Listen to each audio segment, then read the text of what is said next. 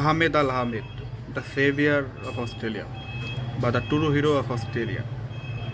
আপনারা ইতিমধ্যে জেনেছেন যে অস্ট্রেলিয়ার বন্ডি সি বিচে একটি ন্যাক্কারজনক সন্ত্রাসী হামলা হয়েছিল এবং এর ফলে সেখানে সম্ভবত যারা ইহুদি তাদের উৎসব চলতেছিল, আক্ষুনি নামে একটি তাদের উৎসব চলতেছিল এবং সেখানে হুট করে আপনার সাজিদ নাভিদ আকরাম, বাবা ও ছেলে, তারা গান নিয়ে অনেক মানুষ হত্যা করেন। প্রায় 16 জন মানুষ মারা যায় এবং অনেকে আহত হয়।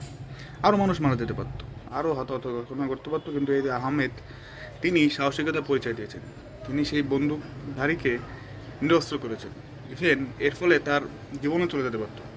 অবাক হবেন যে তিনি কোনো কিন্তু সরকারি কর্মকর্তা নন, কিছু নন, বেসামরিক কর্মকর্তা, একজন মুসলিম সাহসী মানুষ। তিনি এর ফলে দুটা গুলিও কিন্তু তার পায়ে লেগেছে এবং তিনি এখন অস্ট্রেলিয়াতে হসপিটালে ভর্তি আছেন।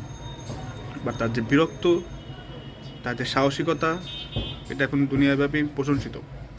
ইভেন অস্ট্রেলিয়ার প্রধানমন্ত্রী তাকে দেখতে গিয়েছিল এবং তিনি তার সাহসিকতা পরিচয় দিয়েছেন এবং তিনি বলেছেন যে তিনি খুবই খুশি এরকম একটি সাহসী মানুষের সাথে দেখা করে বা সাক্ষাৎ পেয়ে।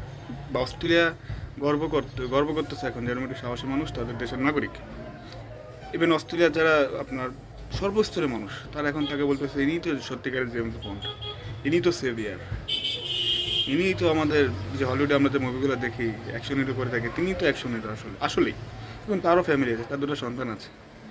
সো সে ইচ্ছে করে, তার তো দরকার ছিল না বন্দুকধারীকে নিরস্ত্র করা, বাট তিনি সাহসী হয়েছেন। তিনি বলেছেন যে মানুষ মানুষের জন্য, হ্যাঁ হতে পারে তারা ইহুদি, তো সো হট, ইহুদিরা আমাদের মারে, এটা ঠিক, ইহুদিরা ফিলিস্তিনে প্রচুর অত্যাচার করে আমাদের উপর। কিন্তু ভাই, ওই যে আমরা ইসলাম ধর্মের লোক, আমাদের আল্লাহ কি বলেছেন যে সকল ধর্মের মানুষকে আমাদের হেফাজতে রাখতে হবে। আমাদের কাছে যেন তারা মানে ফিল না করে, তাদের মধ্যে যেন কোনো রকমের যে তারা যে আতঙ্কে রয়েছে এটা যেন তারা ফিল না করে, অর্থাৎ তারা যেন আমাদের কাছে নিরাপদ থাকে। এটা কিন্তু আল্লাহই বলেছেন।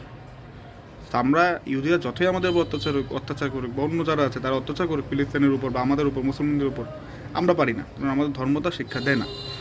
আহমেদ আল আহমেদ এই শিক্ষায় শিক্ষিত একজন মানুষ এবং তিনি দেখে দিয়েছেন যে আপনি ইহুদি হন আর যে হন, একজন মুসলিম, তিনি আপনার জীবন বাঁচাবে।